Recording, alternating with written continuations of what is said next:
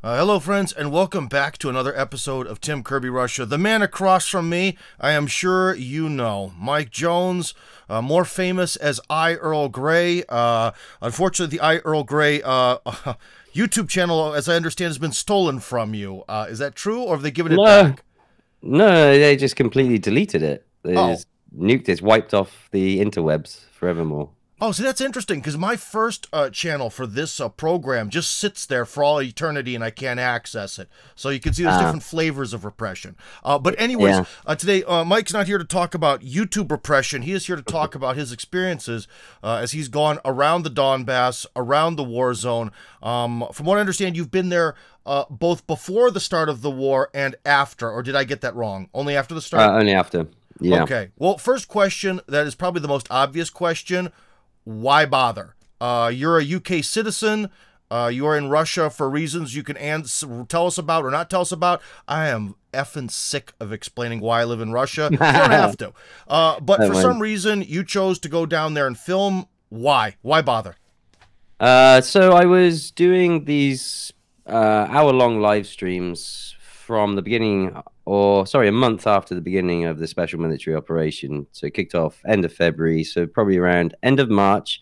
I finally decided, no, I need to speak up. I need to speak up and speak out, because privately among friends, I was laughing at the just ludicrous stuff the West was coming out with. And I honestly had to catch up for a while on the background, talk to people, do my own research, and very, very quickly and easily, with some of the most basic Google searches, you see, Putin's talk about denazification of Ukraine. It took, what, barely 5 minutes to find the Jerusalem Post saying that the Azov Battalion was a Nazi organization and listed as a terrorist organization by the US. I mean, it was pretty open and shut from just a very quick Google journey. So then I thought, on my lunch break, because I worked in video games. Oh my God, I did too. Wow, I never knew that about you. Interesting. Well, I came to Russia in 2018 to work for Wargaming. Oh, I see. Well, it wasn't exactly Wargaming. It was one of their studios, and they've since split. On what end? Design, programming? It was influencer manager, so it was YouTube. So I was a Twitch streamer before, streaming World of Warships, as it was released in September a few years before. 2015, I think. So then they invited me to manage their global network of influencers, but it had to be from their head office in St. Petersburg. So I jumped to that opportunity. Life had given me a window, so I took that opportunity, and they handled everything for me: immigration, accommodation for 3 months as I arrived. I had a corporate apartment to share with some colleagues. So it was just on a platter. Moved to Russia on a platter.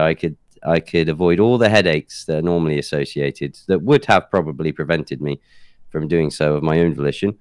But yeah, so that's how I ended up in video games in Russia. And I stayed in that sector, and I was employed in that sector around the time of the special military operation. But as anyone who works in the video game industry knows, a lot of developers are based in Kiev.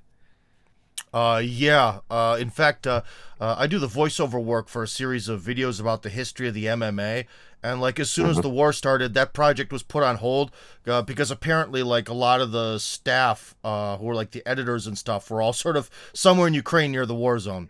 My manager had family from Kharkov, and I wasn't sure if he was a good one or a bad one. Yeah, from what I understand, there's like this absolutely ridiculous, like, I don't know, pyramid of outsourcing, where it's like America outsources to Estonia, Estonia outsources to Russia, and then Russia outsources to Ukraine, and somehow everyone gets paid along this conveyor belt, or at least they used to anyways. So, and the video game industry being as big as it was. But it meant, because I was then in sales at the time, not only was there the political situation, then there was the sanctions as well. So even if I had a client who was in America, and they were happy to do business, they'd then say, well, sorry, but politically we're fine. But if the Uncle Sam tracks this money and knows where it goes, even if it goes through Dubai, through a new entity set up there, we're still scared that they'll know it then goes to Russia in some form. So sorry, we can't do business. And I couldn't close any deal. And my manager was beside himself. He's like, what are we going to do? I was like, well, there's not much, I'm afraid. Sorry. It's kind of c'est la vie. And you hired me to be a natural Western facing client. So that will manager, and that will collapse. So I was pretty bored for a while. So on my lunch break, I started these streams and I was comparing the news from the two sides. And that was from my office chair in St. Petersburg. And there were a couple of factors that led me to actually go to Donbass. For a while, I'd felt that, hey, I'm talking a lot on this topic, but I would really love to see with my own eyes, talk to people on the ground there and actually get some qualified opinions and gain the credibility that would come with that. So I know what I'm talking about, rather than just being yet another remote analyst, of which there were plenty and still are at this point in time. And actually, it was kind of not a fight with my wife, but a comment my wife made. And that was around the time of mobilization in September. I put out a video berating Russians who left out of fear. I said it how I felt it, because I'm ex-army, which is, maybe I'm biased in that regard. So I was like, well, if your motherland calls, you damn well answer. If you want to protect it, if you value that society and you want it to remain, you will stand up, as your forefathers did, as mine did. They believed in their society. Sadly, they've been betrayed, certainly in the UK. But that was my opinion. I was like, no, and I said if I received it, I'd answer. I half wondered at the time if it would come to residents, not just citizens of Russia, and I wanted to be on the record as having said so, man of my word. But my wife said, well, that's not going to happen because you're not a Russian citizen yet, so it's all well and good. And these people are being mobilized. You don't understand. I said, yeah, I understand. I'll mobilize myself. Yeah. And she said, what? I'm going to go there myself. And whilst I'm probably not best served on the front line slamming shells into an artillery piece or going back to being an infantryman, I'm past my prime, sadly. There are other ways. Yes, sure. And I've been sitting in this chair for too many years. But no, I won't make excuses, because there's people older than me that are serving and doing heroic things. But obviously, with the framework of legislation at the time, that wasn't feasible. And I have a family and I have a son, so I wasn't going to be gung-ho about it. But at the same time, I wasn't going to, as Babushka said, hide behind women's skirt tails at home. So Babushka was very supportive. She agreed with it, but my wife was not supportive whatsoever. So despite criticizing me and calling out, maybe you could say hypocrisy, but at least calling me out, and me saying I'm going, she was irate that I actually did go. Because my idea was, and this is where my confusion at my wife's attitude came from, I decided I'd buy a Bulhanka, just fill it with loads of stuff, drive it down there, I'd have a road trip, whatever, and ideally hand over to an orphanage, all these goodies for the kids, because it'll be around New Year, and hand over the Bulhanka. So they had quite a utilitarian vehicle. You could say it's a bit agricultural, especially for kids in there. But my thought was, if ever the things got rough, they could get the kids out, and it's a vehicle that, okay, may not be the most reliable in the world, but in such a But it'll definitely go over broken terrain. Yeah, and it gets further than most vehicles. Yeah, and if it does break down, it's very easy to fix. So that was my rationale at the time. I didn't end up having to buy it. I was given one on my journey down when I happened to ask a friend of John Mark Dugan's. I said, do you happen to know anyone who's selling a Bulhanka that I can buy? And he said, yeah, sure. Come to my office in Lipetsk. It was. He said, be there about 1 p.m. and I'll sort you out. And he didn't just put me in touch with someone who was selling one. He just gave me a brand new off the production line, 6 kilometers was all it done, Bulhanka, military green, Z stickers all over it. It was good to go. And I was like, oh, wow. But that also meant I could have given it away, but for a foreign citizen to then buy a vehicle, then register it, hand it over, a bureaucratic nightmare. So that's one of the things about Russia. We might have big dreams, but the bureaucracy very often gets in the way. Yeah. So the best laid plans of Mice and Michael went awry in that regard, but that was okay. And we had a really successful first run, to the point where I had the idea at the time. I was like, it'd be beautiful to do something that was not death, violence, horror related. Let's bring some light into people's lives instead. So I wanted to deliver presents to the kids in the orphanages. My idea was actually very ambitious, was to give cameras to the staff, and maybe in the night we could dress up as Santa Claus with, you know, sacks on our back and go lay presents under the Christmas tree. And then the staff, we'd leave cameras with them and they could film the little kids' faces in the mornings as they saw all these presents. But I didn't quite work out that way due to logistics and things. But it did mean that through collaborating with Vladislav Dianiego, one of the amazing guys who was in the Lugansk administration, he put us in touch with an orphanage for deaf and blind kids, a whole range of them. Some were little youngsters. One were just for like really young kids, like 3 years old, even babies. And then another one as well. So we ended up touring sort of 3 of them. And we had, it was a wonderful time. It was really good to do. So that was kind of the saga. And I thought, I didn't really expect much past that, but then as you met people along the way and you heard the stories, and often my question to them is, what do you want? How can I help? So I ended up returning, and obviously I was introduced to Masha Lilanova through John Mark Dugan. She'd recently just gone down her first time with John, had her eyes opened. She'd made a massive media wave almost. With an interview on VK about, you know, a Russian who was against the special military operation to begin with, even arrested for protesting in Red Square against the operation, and then having gone there, listened to the people, been completely turned around and understood exactly what this was all about and what it was for, and was in support of it and wanted to help them. That is a very rare thing indeed, man. Very few people are willing to change their mind, even presented with the facts. Sure, credit to Masha, yeah. And she was quite resolute in her stance because she didn't trust the Russian media or the Russian government. Her family were quite traumatized during the days of the Soviet Union, from what she tells me, and I understand, suffering in some of the worst ways at the hands of Stalin, among others. So, you know, a very deeply ingrained distrust, which is, you know, she's not a unique case. That may answer some of the others who are also in their positions.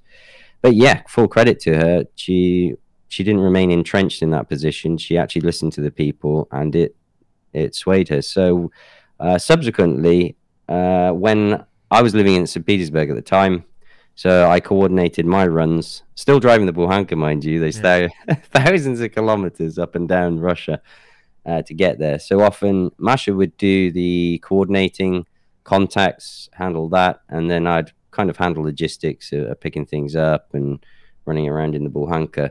Eventually, John, he'd already been many times, and he sort of took a sort of side seat or back seat to things. So then ended up just Masha kind of piggybacking on my rides in the Bukhanka. And then that gave me great material as well. So she had all these ideas. I've heard of this babushka here who needs help. This city's just been liberated. People are in need of basic stuff. So that gave me great material for my work. So it was a really good symbiotic relationship. So we made great colleagues in that regard. And we've done all sorts of stuff. Then I tried to keep it more personal based, personal stories and testimonies.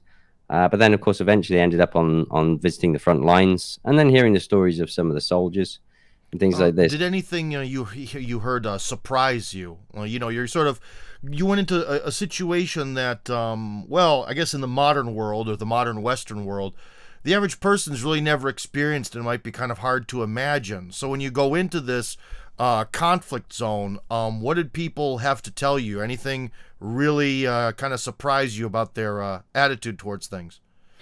Not so much their attitude. It was the chilling parallels of their experiences to what I read about in the Second World War and history. And this has been and is happening at this present day. I thought we won.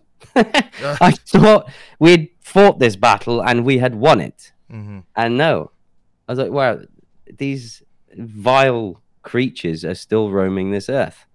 It was undeniable fact. And one of the videos that I did was at the Young Guards Museum at Krasnodon, which is near the border.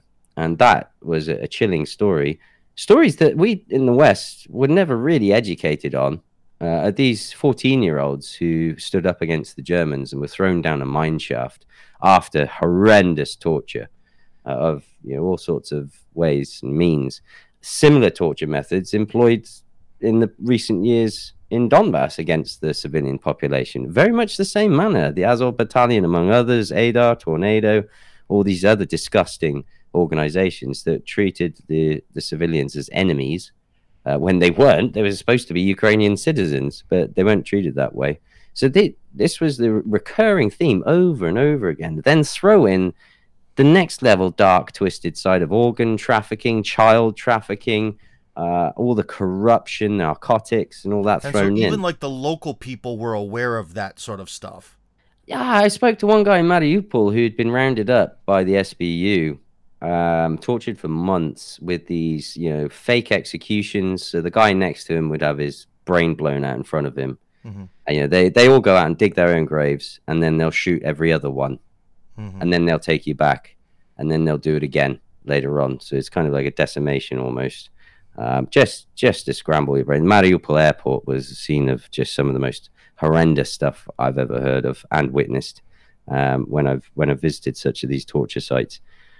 Things like this. But he would say, like, in the truck, the SBU guys would be talking about the contracts they had to fulfill for organs. So, right, we've got an order for 4 kidneys or something. Yeah. What do you think that one will do? And that one. And sure enough, those prisoners bagged up, tagged, and off they go. Never seen again. Families never knew. They were being questioned by the SBU. Whatever, disappeared into the black bag. And yeah, that was... It's not so much surprising in the context of all things when you think of, like, burning people alive in Odessa. And that's horrific. Yeah. And this is horrific as well. But it's that it's going on now. And that prior to that, we were all, in the West, we were oblivious. And intentionally so, because it wasn't the right story that needed to be powered. Just like today, we're seeing it now. How many, we've had people talk about Palestine and Israel for many years. I remember protests for before we were born. Yeah, absolutely. But no one really troubled themselves. And now you've got all these formerly Ukrainian experts or experts on the situation in Donbass, and now suddenly experts on the Gaza Strip. In the blink of an eye, and educating the people on the BBC. I've just seen it now today. Yeah. And we had that situation is now being repeated now, but we had it then as well. Very little actual context, not enough time to get into the nitty-gritty to really explain it.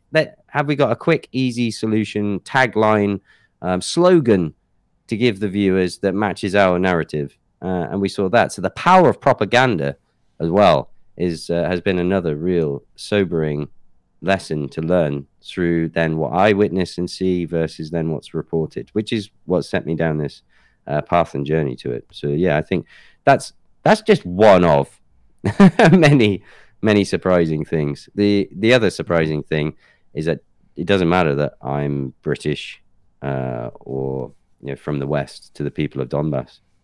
You would expect, like we now see between Israel and Hamas, you would expect the visceral, carnal hatred of both sides on each other. And that's taking me aback by this recent conflagration, is unlike in Donbass, where you had one side that projected this disgusting hatred to the other. I didn't see that same hatred being projected back. It was sorrow. It was helplessness sometimes. Yeah. What did we do to deserve from this? the Russian perspective, the Ukrainians are just Russians who've been sort of convinced to un-Russianize themselves. So yeah. It's kind of like the one side saying, we're basically part of the same country, and the other side says, no, we're not.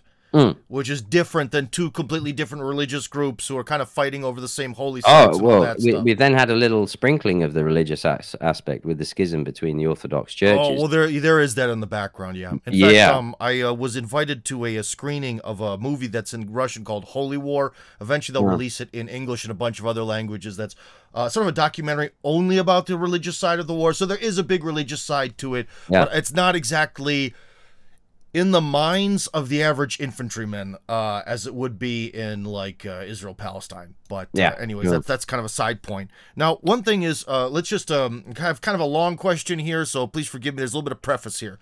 if before the war started, I wanted to go visit Finland, okay? I'd be driving in a vehicle, and around 30 kilometers to the border of Finland, there's like a pre-border, there's like an internal border, and they check your passport. Then you go to the actual border where the Russian guards then check your passport, and you drive through. So as you're going into this, is there like multiple internal borders, or how do you get in there? And when you know, start talking to the border guards, are they like, are you effing kidding me? Who the hell are you? Yeah, so my first run was early November, and traveling with John, who was at that time on political asylum in Russia. So the border did still exist then, but it was just the internal one. Of course, the formerly Ukrainian one was defunct and abandoned. That didn't operate.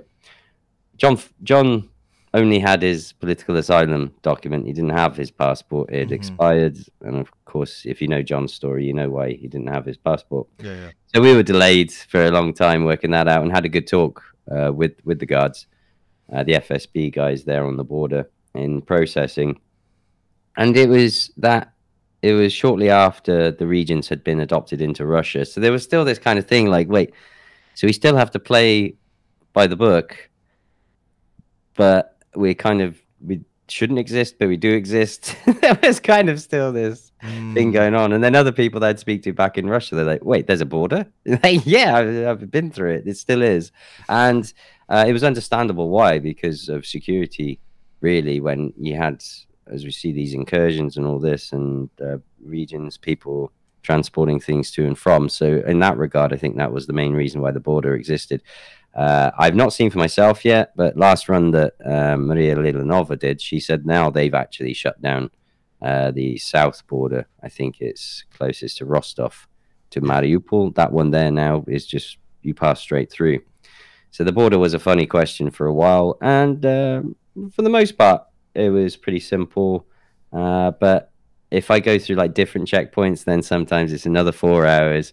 But again, I like talking to the Russian border guards, because they're really easy to speak to, because they do their job, and you can see they're just going down the list of requirements. They have some questions for you. Usually a long list of questions. I have citizenship, and the last time I went close into one of those sort of like border zones, it took 1 hour and 15 minutes for me to get through. Everyone else, it took like 10 minutes.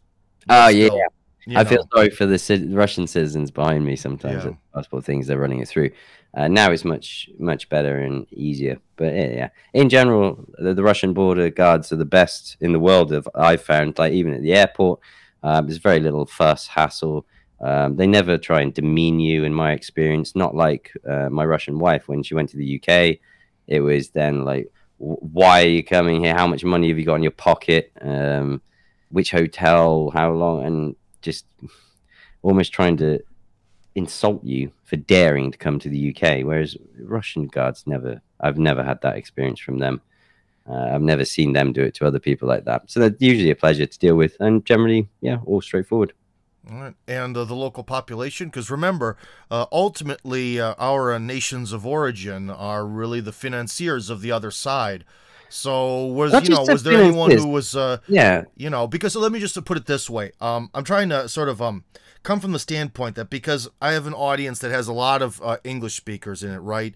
And in our culture, let's just put it this way. I don't know if we're what we'd want to call it, like being jingoistic or something, but generally like when we're at war with someone, which happens a lot, we tend to kind of go at the enemy very much holistically, sort of, whereas like the Russians tend to see the actions of government and the population as being sort of separate. I don't know. Do you agree with that, or did Absolutely. President Putin said the same. He's been very careful to say the elites do not represent the will of the people. That's clear for everyone to see, and that has been the same in my experience as well. Let's just not forget that both America and the UK, where I'm from, we are the lead aggressors. We are some of the worst perpetrators in this, facilitating some of the worst crimes that have been enacted upon the people of Donbass. So yeah, you would expect, just like after 9/11 in the US, and also to an extent in the UK, where Muslims, not even a country, really, an entire religion, was suddenly hated and victimized and pushed out to the sidelines, marginalized, and treated horrendously, as I remember back in those days. No, nothing like that from the Russian people, and that's struck me. That's, as I've said before, there wasn't the hatred that you expected and would have compassion for and understand. You almost want to apologize. I'm sorry, I'm British. I am, but actually, the response I usually get now from most people is like, "No, you're not. You're a Slav who was happened to have been born in England." Oh, one of the imports there. Yeah, people are like, "No, you're a Russian. You've got a Russian soul." That's good enough. Well, that's what they tell us foreigners. That's what they tell us foreigners. Yeah, I think they're being kind. I think they're being nice. I think probably the ultimate example of that was when we were trying to organize the sort of Russian Super Bowl 2 years ago. They wanted to do it at one of the big stadiums, and it was VTB Arena.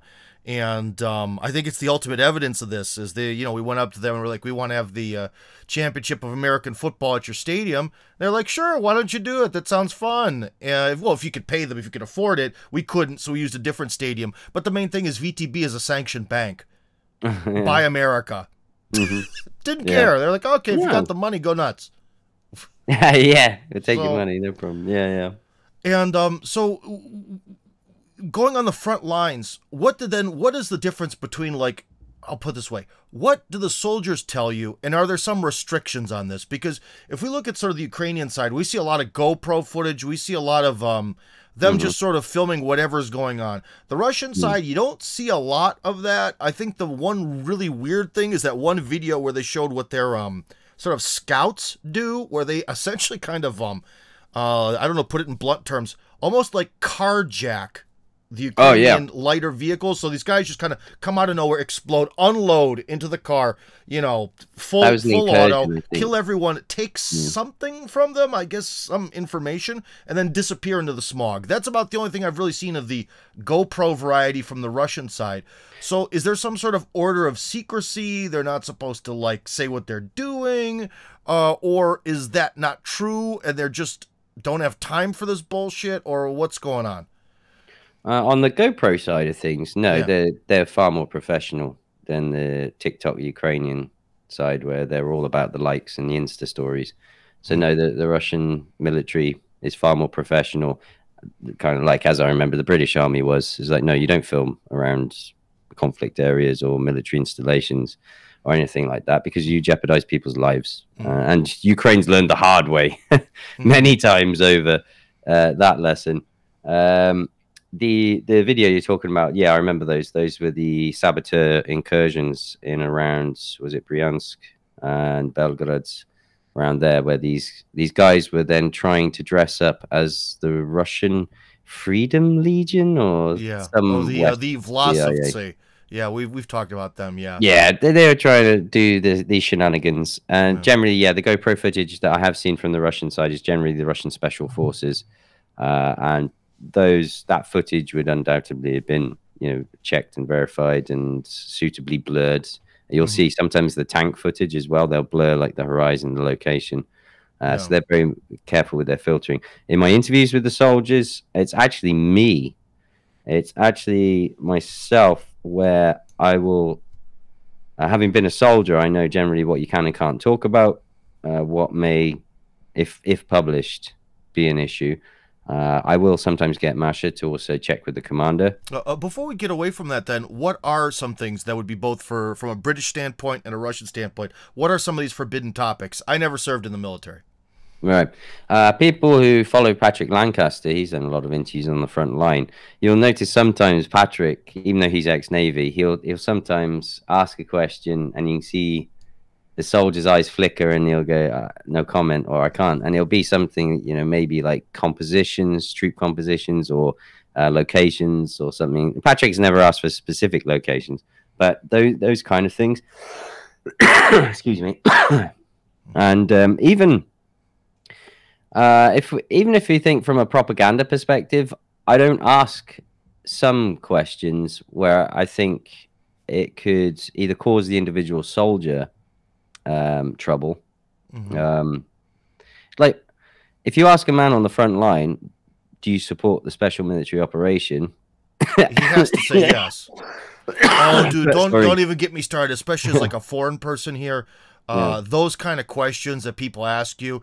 Well, one of the ones that I got over the years is, if there's a war between Russia and America, which side will you be on? And it's like, how dumb are you? Because if, let's just say, if this answer was America, that would kill my career, and my life would be basically over. So I couldn't answer that answer no matter what would be the case. It's just very, very stupid. But I'm eligible for the draft, and guess which country I live in. So I think that kind of answered that question for now. But that one always just bugged me, and I got asked that year after year, over and over again. And finally, only one person, who happens to be Western, yourself, actually understands that logic. So good for you. Yeah, sure. Yeah. I mean, but that's it's an example. We don't want to put that, and it's not really a useful question. Why I'm there.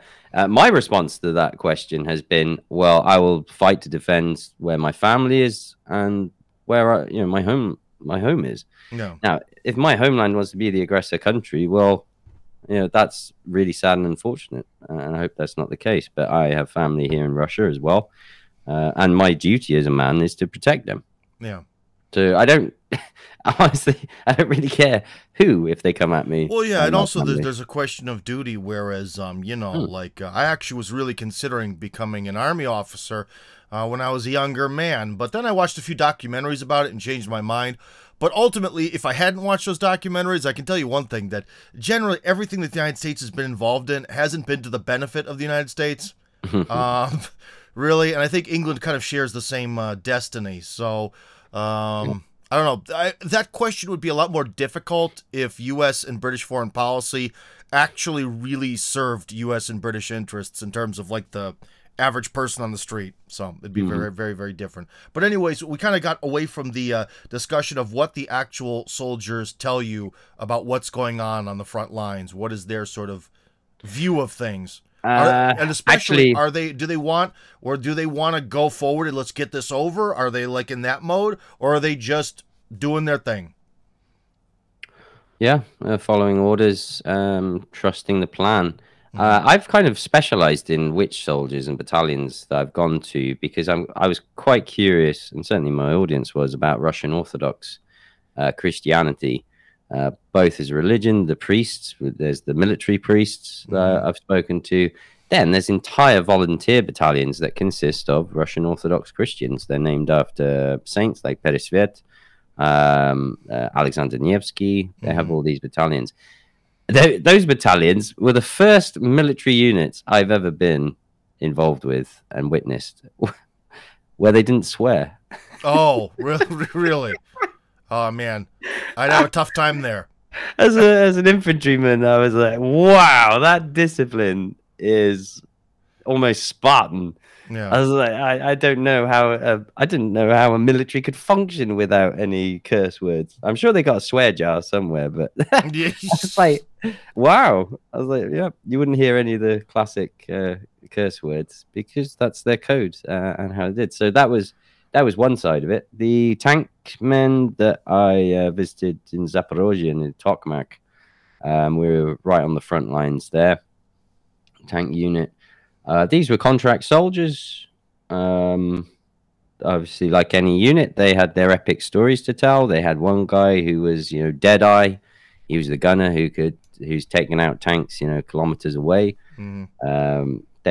Of course, Russia's a vast country. They've all got their own stories there. But for the most part, yeah, these are contract soldiers. They fight as a tight unit, cohesive unit, and they've been doing it for most of them for many years. Certainly this unit that I was with. So yeah. And of course, being contract soldiers, they're just doing their job.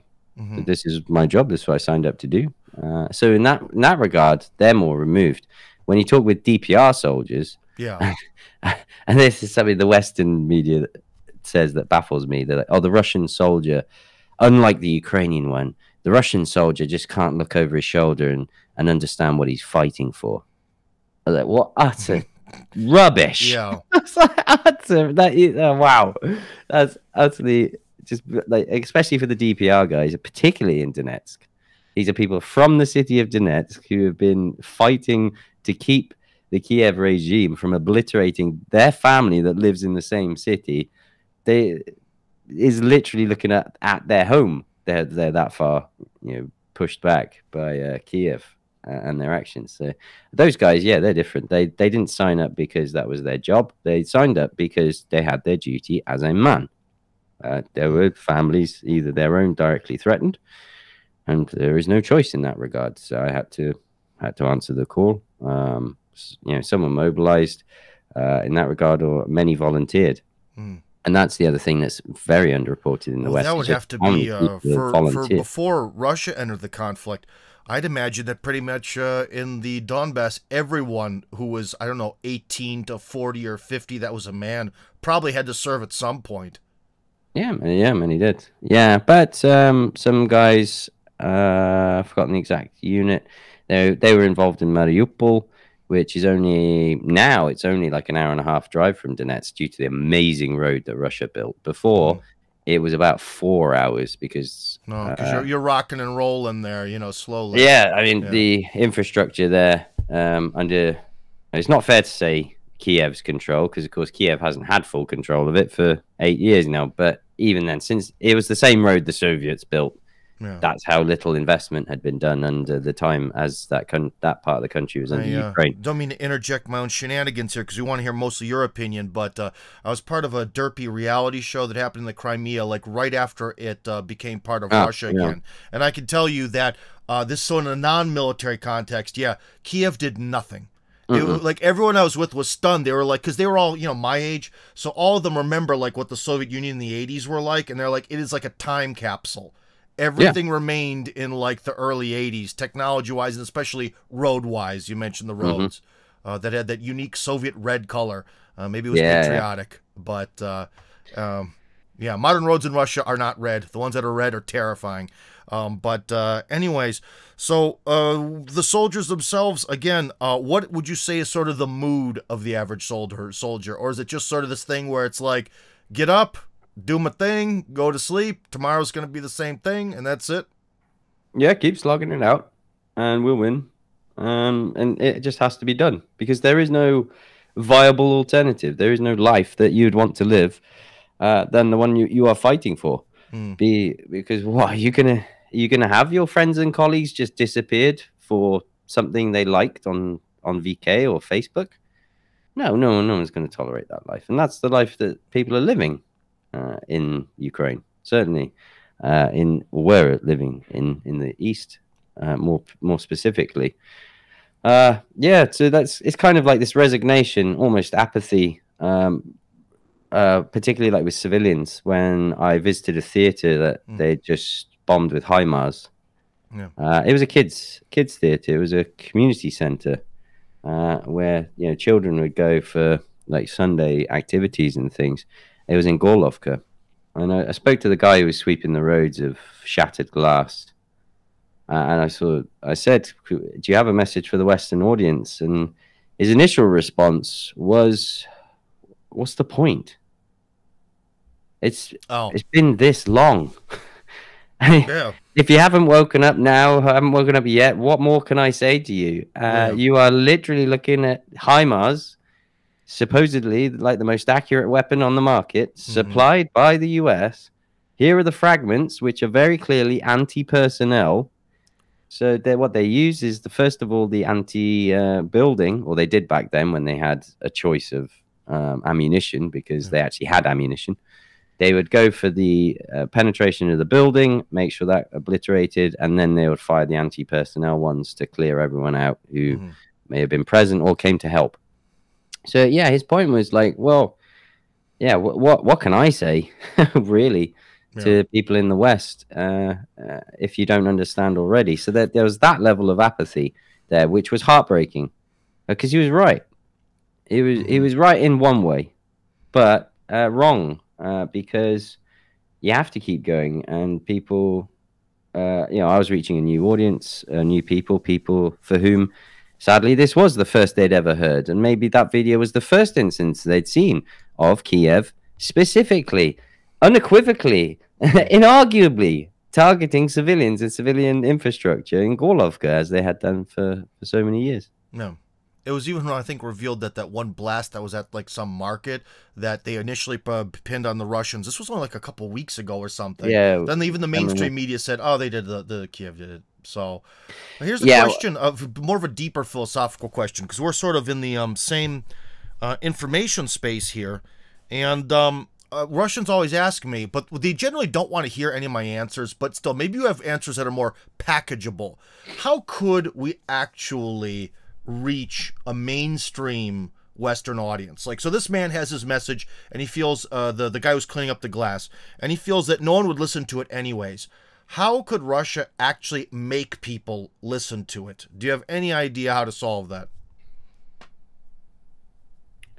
No, because I think what you're saying, like by mainstream, that means legacy media, and by that we're talking sort of television, which is the corporate-owned media. So that audience, through those means. What I mean to say is, I think our message here, I think there's like a 10 to 15% of the population, maybe 20 in the West, that is a little bit more tuned in. They kind of know what alternative views look like. But there's sort of this giant sleeping mass of like 60 to 70% of the population that ultimately makes, I'll put it this way, it makes any sort of, their sleepingness allows U.S., U.K., and other foreign policies to be as wicked as they are. Yeah, most of those people went and got the vaccine without questioning anything. Yeah. That kind of person, because, well, again, I don't want to be too harsh on people who, you know, fell for that stuff and sadly are suffering the consequences, or already have done. What I mean by that to say is when you can sense when something's not right, when you're not being given the whole story. But if the cost of living is that severe, yeah, on the list of priorities of things I'm going to put my time and energy into, I'm probably not going to research Donbass, quite frankly. I'm going to research how I can get a second job or put food on my table. And that's the point, I think. That is why these economies are being demolished intentionally, it would appear, to keep the masses as under as much duress, fear, and stress as possible, because then they're going to be less likely to wake up and rise up against these elites like Josep Borrell, etc., and von der Leyen, these unelected autocrats. So yeah, these people, the ones that we do reach, is generally either they're inquisitive or then they are sharing. They are the advocates. It's not what Russia. How can Russia make these people? No, they do. Russia doesn't need to, and that's the beauty of telling the truth, being on the side of the right, because people will come around eventually. And again, Putin said words to these effect before. You're kind of on a long enough timeline. Churchill said that a lie will travel the world sort of 3 times over before the truth can even get going. In that instance that you just mentioned with that missile, what frustrates me so much about this is, yeah, like you say, they'll just jump on it and go, Russia did it. Even with that missile strike in Poland that killed 2 farmers. Yeah. Boom, that was Russia's fault. That lie travels the world, but it stays in the internet sphere and never gets corrected. Yeah. And these people are so giving you all this truth, and then go, yeah, actually, Ukraine did it. Well, yeah, that's the classic. Even before the rise of the internet, you'd publish a hit piece on someone on page 1 of the local newspaper. Then in 2 weeks, you publish the retraction on page 18 in a small font. Yeah. Nothing's changed. Yeah. Time like written down. Yeah. Oh, sorry we said that you murder babies. Sorry about that. That was incorrect. Yeah. Earlier, we may have reported that Russia did it about you as Ukraine. Yeah. It's like, oh, guys, come on, have some integrity. So essentially, you're saying that the Western mainstream barrier is essentially enough that there really isn't a way to send a message to the masses that would have some sort of reaction. No, it's not that there isn't a way. There isn't a way to force feed it to people who don't want to hear it. And generally, the people that consume happily Western mainstream media are not the type that will want to or are suitable for that message. To take them out of their comfort zone, to force them to think for themselves and maybe read more than a headline. These people are either not capable or not willing to do that. And those people will just carry on about their daily life. Now they're going to post "I stand with Israel" in their biography on I'm sure. whatever social media. I mean, EU's already done it. EU's already put the Israeli flag, well, so we've changed our flag. I'll put it this way: Israel is a place that's far away from me, and unlike maybe a lot of people in America, I don't really particularly care about Israel very much. But I can tell you one thing: I've had the chance to talk to a few different reporters, like I would say almost 5 at this point. Like people have actually been to Israel, they've done the reporting, they've covered all this stuff, and man, they walk away and they all want to wave that Palestinian flag, man. Wow. It's a very one-sided case when it comes down to people who've actually seen what's going on there on the inside. So it's a very convincing. So essentially, in this one, I'm the dumb American mass who's far away and doesn't really know. But you know, having friends in that sort of industry, I guess you could say, has really convinced me. But anyways, I guess last question for you before I let you go. I know you have your own life to live, your own info crusade or info war, as Alex Jones would put it, would be. What are the reactions of people, so for example, Western people, especially, you know, English-speaking people, to your material? How do they react to it? Because you have quite the audience, from what I understand. Like, what are they, basically, like, where do they come from? What do they tell you about? What kind of questions do they have for you? How do they interact with you? Who are they? As Jerry Seinfeld would put it, who are these people? Yeah, that's a good question. The most common question is, how can I move to Russia? Oh boy, that's a big one. Yeah. And who, surprisingly, a lot of retired people, actually. People who do remember their history, but not all. And there's people from the global south as well. Quite a few of those who ask in that nature. Many of the questions about living in Russia and things like this. A lot will be in agreement on, you know, the fact that the governments don't represent the people, the mainstream media doesn't present the truth in the West. It's kind of pretty cliche stuff at this point. And I think COVID really helped, actually, the mainstream media and the governments out themselves for what they were. Serving an agenda of some industrial complex, some grift, some corruption that was coming out. The way that they would very, treat the truth in such a kind of flippant way. Oh well, today it's this. Follow the science. Don't follow the science. Today it's that. Now it's Putin's evil and all that. And then maybe later on it'll be like, oh, actually, that wasn't the case, or they might just say nothing. That's the other thing. Yeah, like dude, my hope in my heart, man, is that what some analysts have said, and this is one of those problems where I'm so biased that I might be lying to myself, but my hope on the inside is that with this conflict in Israel coming, it is good that this will finally be the off-ramp for Ukraine. That Israel is so important, it's so politically charged, gotta support Israel, everything else vanishes and can just disappear into the ether of the memory hole that we shove all of past conflicts into. Yeah, I don't mean to keep diverting to these current events now, but Feel free to. You're the guest here. Go nuts. Well, the reason I do is I'm seeing the playbook just being repeated time and time again, and I'm seeing the same tactics being used as we've just. Again, I've just seen a tweet from Ursula von der Leyen. Europe stands with Israel. Like, yeah, keep using that template, baby. It's template like, wow, action. Here we go again. How long before it's, Europe stands with Taiwan, South Korea, or whatever? I've seen this movie before. Yeah. And there's like, how many others? And it kind of, because we've now all seen this movie, every time they're rolling out the playbook, to my experience and what I'm hearing from people, they wake up another batch of society. Another one go, wait a minute.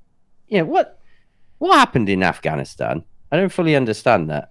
Well, yeah, it was a global war on terror that as soon as there were problems in Ukraine vanished into the past. Yeah, suddenly we just forgot and flew out of Afghanistan. And then, wait, I thought Ukraine was the be-all and end-all, and we had to stop a Soviet empire being rebuilt and marching across Europe. I thought the Reds were back and under my bed again. But suddenly, it's Hamas and Hezbollah. They're the world's evil? Like, right, okay, and I still haven't updated my Twitter profile. Oh no, it's called X now. Yeah. It's like, yeah, you kind of wake up another portion. So, like we've seen with Russia and the sanctions, and certainly even their military strategy, it's just wait. Well, I think if you want to talk about something that woke people up, I think the sanctions and a lot of this stuff had sort of a twofold waking up of, let's just say, maybe not so much common people, but more the semi-elite and the elite of sort of other countries to, like, you know, when they basically, I think it was the British who actually, like, Venezuela had a lot of gold holdings in England, and basically England just stole their gold.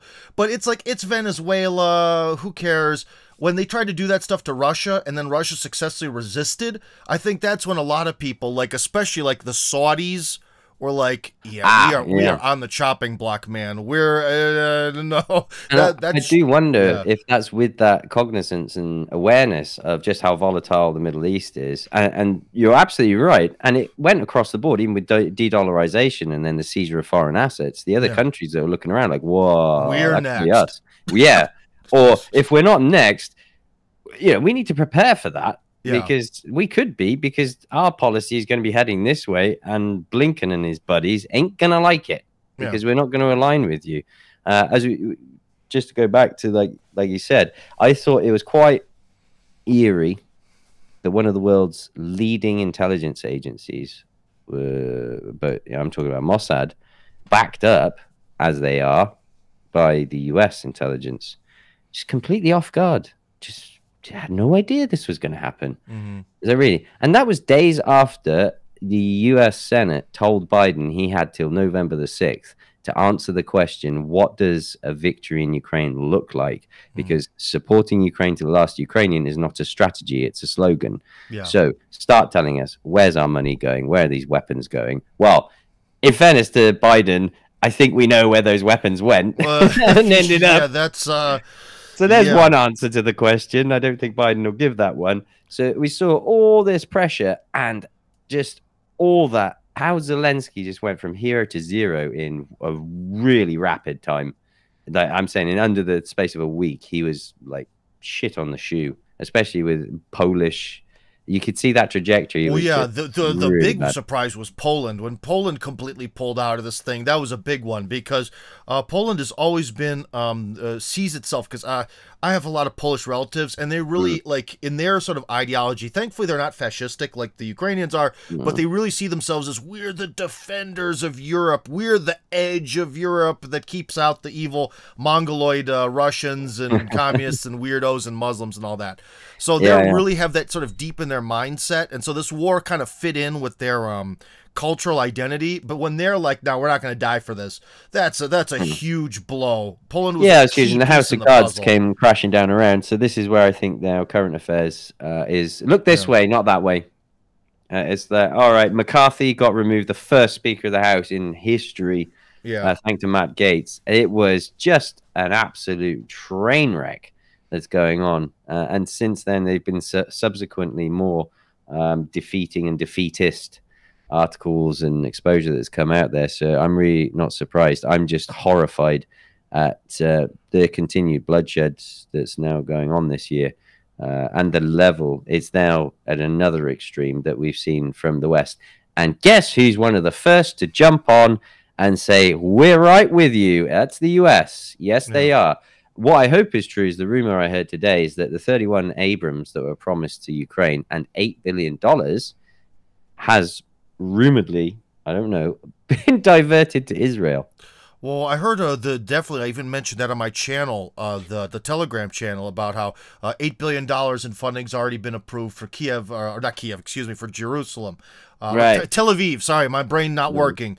But anyways, for Israel. And the thing is, I kind of put up a poll there, and the question was, it's like, okay, so is this $8 billion that's going to Israel, is this being sort of taken from the Ukrainian project, or is this in complement to it, you know? Yeah, is this an additional $8 billion on top of the $8 billion that was being given to Ukraine, or is, what I heard was, no, they were gone, actually, here's our new project to look this way, because my original thought when the US State Department came out, or Foreign Policy, Foreign Department came out with that, I was like, with what support? You literally have nothing left. there have been therefore rumors that that's the whole point of this exercise, is to capitalize on it. And hilariously, sorry to again go off on another tangent, but hilariously, one headline today: the U.S. Navy and Air Force will show their support to Israel by moving their assets closer to that. Oh, I see. And the pull, it's a mystery pullout. It's an invisible pullout. No, so the US is gonna move its navy closer to Israel. So what? They can wave. I go on. No. US is behind you. We maybe so that way they are can't not give you any of this. Well, would that be so that way they're closer to Israel, so they're not located in the Black Sea anymore? Yeah. I saw. Well, no, the Royal Navy's going to the Black Sea, if you remember.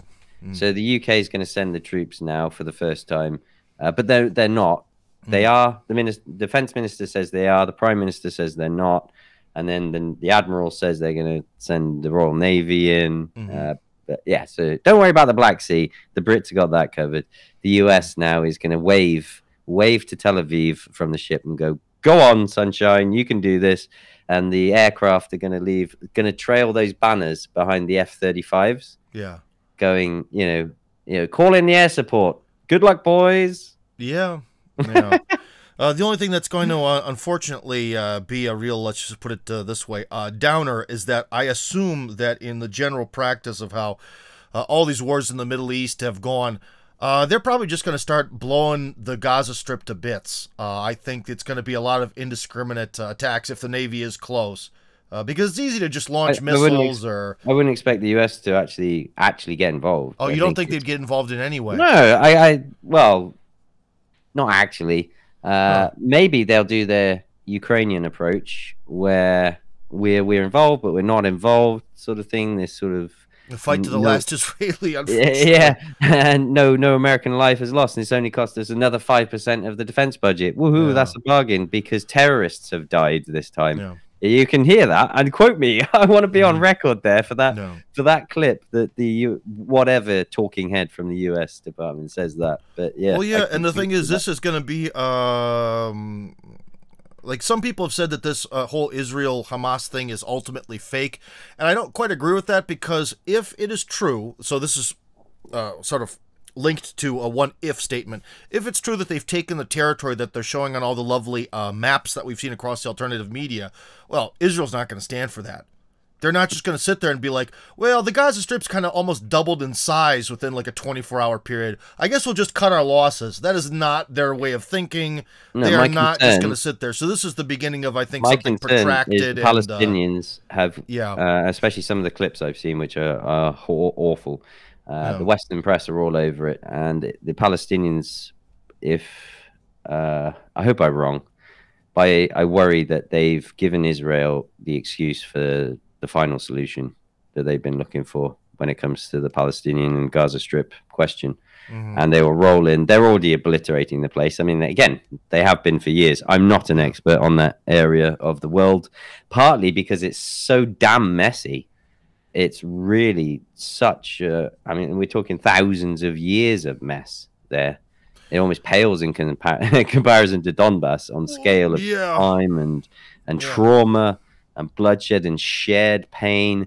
Then, like you touched on, we've got not just two different religions, but then factions of religions that are then mixed up in it. Then you've got different nations. Then you've got Egypt that are getting in, Iran getting in, Lebanon sort of weighing in. It's a real mess. And I think that's probably part of the point. Like, the UK has loved to mess around in that part of the world, although Churchill did say, don't get bogged down in Mesopotamia.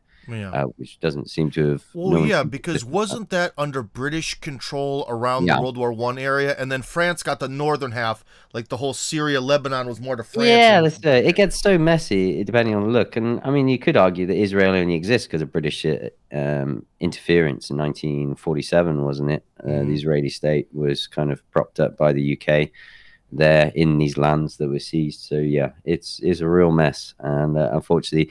once more, I think we see a desperate US that they've got to have a hand in this, because Israel, the way the two interoperate, like Israel controlling American politics, American controlling Israel, things, or at least lobbies, donors, and it's all so meshed. Guess what, man? You just made all the conspiracy theorists angry. No, Israel controls everything. Yeah, it was Mossad that was dancing on 9/11 on the rooftops. Yeah, no, what I mean is it kind of the exchange of money, influence, all this. It goes back across. It sort of interacts and feeds in with each other. Yeah. Yeah, I'm not saying who's the puppet or whatever, but it just goes into all these smoke and mirrors, grift, military-industrial complex. We're seeing all the same ingredients being acted out again. We've already talked about propaganda playbooks and things like this. So.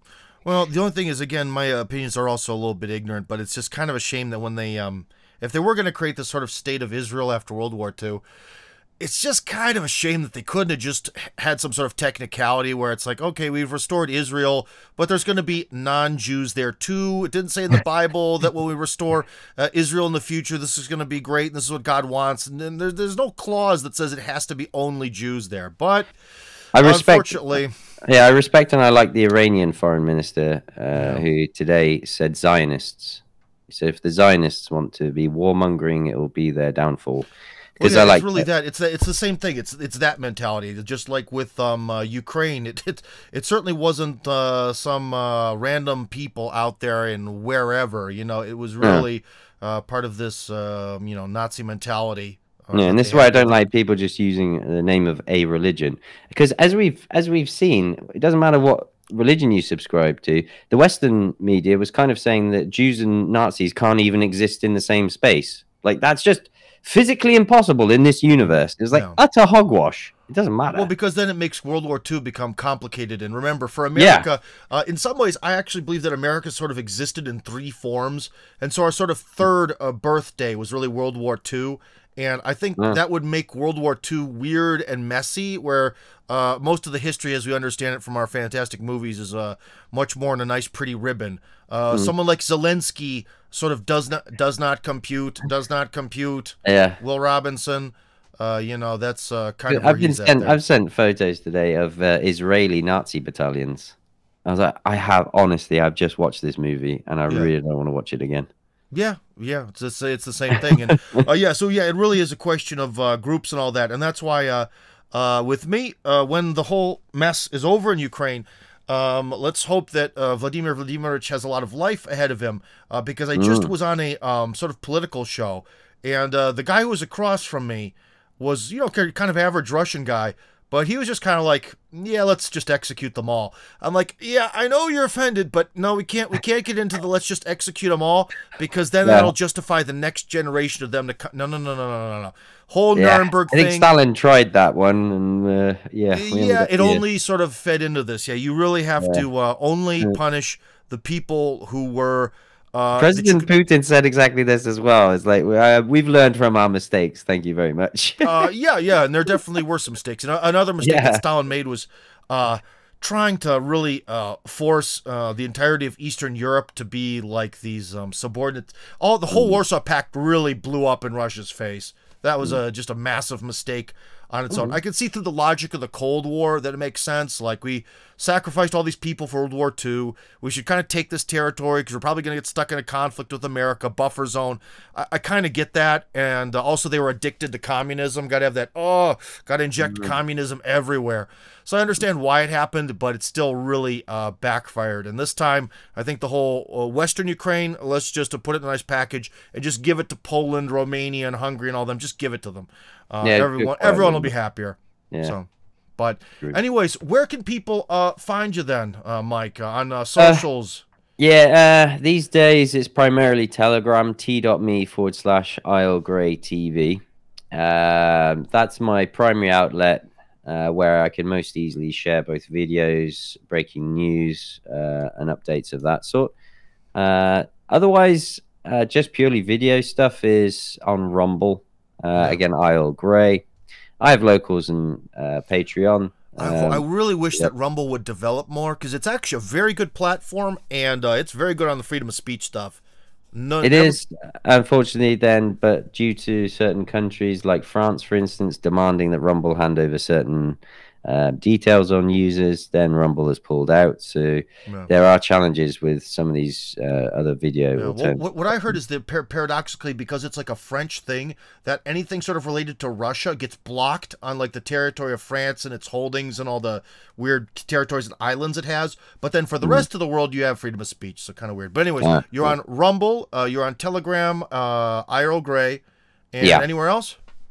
Primarily those platforms now after YouTube nuked me. I do have a profile on Twitter, but I don't really maintain it that much. I don't like using VPNs and yeah, me either, man. I'm just not into it. I'd kind of actually like to give Twitter a new try now that it's Elon Musk's baby, but again, the whole VPN thing.